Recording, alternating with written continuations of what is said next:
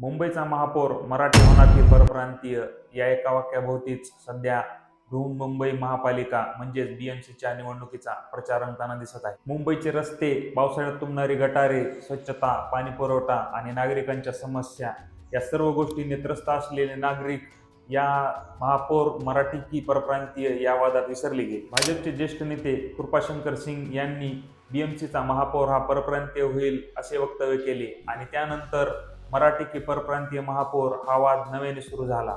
यानंतर हा वाद इतका टोक्याला गेला की मुख्यमंत्री देवेंद्र फडणवीस यांना महापौर हा हिंदू आणि मराठी होईल हे घोषित करावे लागले.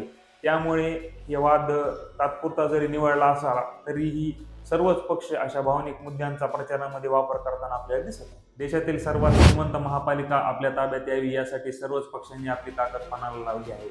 यात 227 जागांसाठी होणाऱ्या बीएमसीच्या निवडणुकीमध्ये एकूण 1700 उमेदवार निवडणुकीला उभा टाकले आहेत. यामध्ये भाजपसोबतच शिवसेना शिंदे गट, मनसेसोबतच शिवसेना उद्धव ठाकरे गट यांच्यामध्येच या निवडणुकीची मुख्य लढत होणार आहे. त्यामुळे खरा मुंबईकर हा भावनिक मुद्द्यालाच महत्त्व देतो की विकास कामांच्या मुद्द्यांना धरून मतदान करतो हे तर निकाल लागल्यानंतरच कळेल. पण तोपर्यंत नागरिकांनी आपल्या नेत्यांना सोशल मीडियाद्वारे मूळ मुद्द्याला धरून ठेवण्याचे आवाहन करायला हवे आणि स्वतः देखील या गोष्टीची चर्चा करायला हवी. आम्ही दिलेली माहिती तुम्हाला जर आवडल्यास चॅनलला लाईक आणि सबस्क्राईब करा आणि पाहत राहा किस्सेदार.